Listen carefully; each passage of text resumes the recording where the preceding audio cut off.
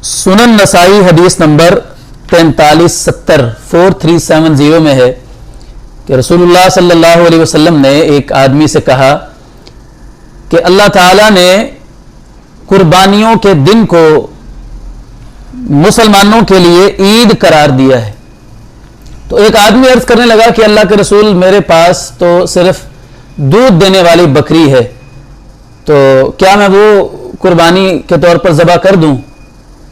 तो आप अलैहिस्सलाम ने फरमाया कि नहीं, तू ये कर कि कुर्बानी वाले दिन तू अपने बाल कटवा ले, अपने नाखून तराश ले, अपनी मूछें तराश ले और अपने ज़ेरे नाफ बाल साफ कर ले।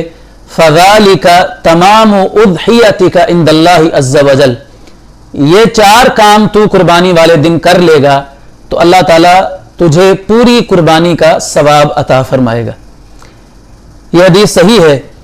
इससे पता चलता है कि जो मुसलमान कुर्बानी करने की इस्तिताअत नहीं रखता तो कुर्बानी वाले दिन वो ये चार काम कर ले। एक बार फिर सुन लीजिए, अपने सर के बाल कटवाए, अपनी मूछें तराशे, अपने नाखून काटे और ज़ेरे नाफ बाल साफ कर ले तो अल्लाह ताला उसको पूरी कुर्बानी का सवाब अता फरमाएगा। याद रखिए कि अशरा जुल्हज्जा के जो 10 दिन हैं, उन 10 दिनों में बाल ना कटवाने की और नाखून ना कटवाने की जो पाबंदी है वो इस शख्स के लिए इस हदीस मुबारका के अंदर जिक्र नहीं हुई है। इस हदीस में सिर्फ इसी बात का जिक्र है कि कुर्बानी वाले दिन उस शख्स ने ये चार काम करने हैं तो अल्लाह ताला उसको कुर्बानी का सवाब अता फरमाएगा। वो जो बाल ना कटवाने की और नाखून ना कटवाने की जो पाबंदी है वो उस शख्स के लिए है जो कुर्बानी करना चाहता है।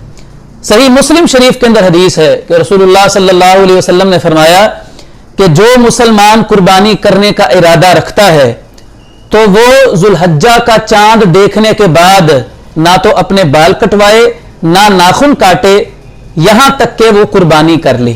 तो ये पाबंदी जो है, ये बाल ना कटवाने की, नाखून ना कटवाने की, ये कुर्बानी करने वाले के लिए है। जो कुर्बानी करने की ताकत नहीं रखता उसके लिए इन 10 दिनों में पाबंदी तो नहीं है बाल काटने की या नाखून काटने की, लेकिन कुर्बानी वाले दिन उसने ये चार काम करने हैं तो अल्लाह ताला उसको कुर्बानी का सवाब अता फरमाएगा।